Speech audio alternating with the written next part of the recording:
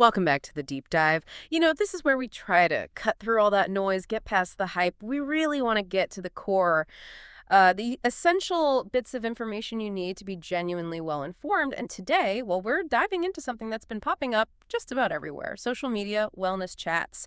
It's the Newellme Happy Cleaner. And yes, you heard that right. It's a gut health powder, but it's making this pretty bold claim that it actually delivers, well, happiness. So our job today, cut through that viral buzz. We found this really great YouTube review, very insightful, from Savage Reviews. The title is Newellme Happy Cleaner Review. Does it really make you happy? 2025. Yeah. They did a solid job peeling back the layers, and well, we're going to share what we learned from that deep dive. Okay, so picture this. July 2024, TikTok shop. This product just explodes. Suddenly it felt like everyone's feed was just full of it. Claims about gut health, immunity, community, general wellness, all in this watermelon berry flavor. And the price, $30. It just promised so much, so fast. Felt like a bit of a wellness mystery almost. All right, let's unpack it. Does it actually live up to that name? Now, the main marketing angle for Newellme Happy Cleaner, it's not exactly subtle, is it? They're pretty much trying to sell you happiness in a powder. The whole brand message leans super heavily on this idea that your mood, your, daily joy, it all depends on your digestive system. It's a really powerful idea. Very appealing, especially now when everyone's looking for that little extra boost in well-being. Yeah, and what's fascinating here really is that the basic science they're tapping into, it's absolutely real. The gut-brain connection isn't just some, fleeting wellness trend. It's serious neuroscience, well-researched. Your microbiome, that huge community of microbes in your gut, it genuinely influences so much: nutrient absorption, immune response, and crucially for this topic, mood regulation. You can sort of think of your gut as this communication hub constantly talking to your brain. Nerve signals, chemical messages, actually something like, over 90% of your serotonin, the happiness hormone, produced right there in the gut. So yeah, a healthy gut is literally sending positive signals upstairs, you could say. But, and this is really important, but we need to apply some critical thinking here. While that gut-brain link is powerful and true, calling your product Happy Cleaner, that really oversells the direct psychological payoff. It takes this complex scientific finding and kind of frames it as a direct ticket to feeling better emotionally, almost instantly. And that's a huge leap from what the science actually tells us. A healthy gut can definitely contribute to better overall well-being, maybe a more stable mood, sure. But expecting a powder to be some kind of magic happiness pill, that's probably setting up unrealistic expectations for people. We really need to separate the scientific potential from the, let's say, marketing enthusiasm. That's a super important distinction. And yeah, easily blurred when the marketing is clever, right? So, okay, if we're not actually buying guaranteed happiness, what are we getting for, well, $60 a month? Because that's what it adds up to. The Savage Reviews source was great here. They really broke down the ingredients listed. You've got probiotics, prebiotics, digestive enzymes, also moringa, and some plant-based fiber, all with that watermelon berry taste. $30, but remember, that's just for 14 days, 2 weeks. So $60 monthly. But Savage Reviews pointed out a big issue, a potential red flag: the probiotic strains. They aren't specified. And that raises a really important question, doesn't it? Especially if you're genuinely trying to improve your gut health. When you buy a probiotic, the specific strains, they matter a lot. It's like needing a specific tool, right? Say you need a Phillips head screwdriver. You wouldn't just grab any old screwdriver, would you? Different probiotic strains are like specialized workers. They all have different jobs. Some might support immunity, others help digestion, some might even influence mood through those pathways we talked about. So any quality probiotic supplement, it's going to tell you exactly which strains you're getting, like Lactobacillus, Acidophilus, or Bifidobacterium lactis, specific names. And just as vital, the colony-forming units, the CFUs. That number tells you how many live active bacteria are actually in each dose. Without that specific info, the strain names, the CFU count, you're essentially just buying, well, expensive flavored powder with some mystery bacteria mixed in. You honestly have no clue if those probiotics will do anything for you, for your needs, or even if they're strong enough to survive digestion. It's a massive transparency problem for such a key ingredient. Wow, okay. That really clarifies why knowing the specifics is so crucial. Generic probiotics are a big question mark then. What about the other stuff on the list? Savage Reviews mentioned prebiotics, organic fiber, moringa, and digestive enzymes too. Right, let's quickly run through those. Prebiotic fiber, think of that as food for the good bacteria you already have. Like fertilizer for your gut garden, that's generally good. Helps foster a diverse microbiome. Organic fiber, well, that's mainly for regularity, helping things move through smoothly, can definitely help with feeling less bloated. Moringa, that's in there for antioxidants, It's a nutrient-dense plant. Antioxidants are always good for fighting stress in the body, general health, and then digestive enzymes. They're meant to help your body break down food more easily, potentially improve digestion, nutrient uptake. Look, on their own, these are all pretty standard gut health ingredients. You'd see them in loads of supplements. The Savage Reviews video made a good point. These ingredients are fine, probably decent if the doses are okay. But there was absolutely nothing revolutionary about this mix. There's no special science here, no unique patented blend that makes you go, wow.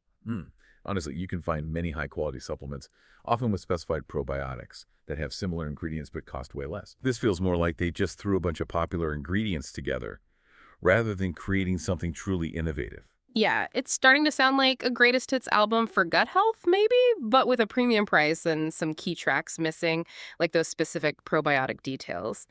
And that leads to another kind of weird thing Savage Reviews noticed about Newellme's strategy. They pointed out the brand seems to have multiple versions of basically the same thing, just under different names. Like there's Happy Cleaner, but also Happy Cleanse and Slim Health.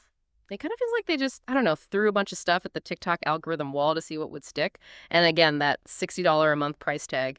For what seems like fairly basic gut stuff, it feels steep for something that's not very unique or transparent. And we connect this to the bigger picture in the market. This strategy, having multiple similar products or names, it's actually quite common, especially in the wellness space, and particularly on platforms like TikTok, where algorithms drive discovery. Brands might tweak things slightly to hit different search terms, appeal to slightly different groups, or just, increase their overall visibility, cover more ground. It's a tactic to get more reach, more sales in a really crowded online market. But the downside is, it can definitely confuse consumers, makes it hard to know what you're really getting or how products differ, even from the same company. And yeah, that's where the price point feels even more questionable. Like the review highlighted, you can absolutely find high-quality probiotics properly dosed with known specified strains for probably half that cost. I'm not just talking pennies here. It's a significant difference. You could be paying for something with actual scientific backing for its specific components rather than just a general promise wrapped in nice packaging. It really comes down to efficacy and trust, doesn't it? Not just cost. Efficacy and trust. Yeah, those are key. So, okay, with all that said, what about the people actually using it? Savage Reviews did mention that the reviews, the customer feedback, it's mostly positive, which is interesting than everything else. Absolutely. And that's not unusual for these kinds of viral products, especially on platforms like TikTok Shop. The reviews mentioned in the source. Mostly positive, yeah. You see a lot of testimonials, people excited because they feel less bloated after maybe a week or so.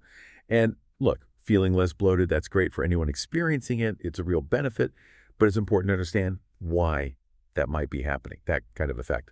Feeling less bloated. It could easily happen with any decent fiber supplement. Seriously. When you add more fiber from a supplement or just eating more veggies, it helps regulate your system, gets things moving, reduces gas.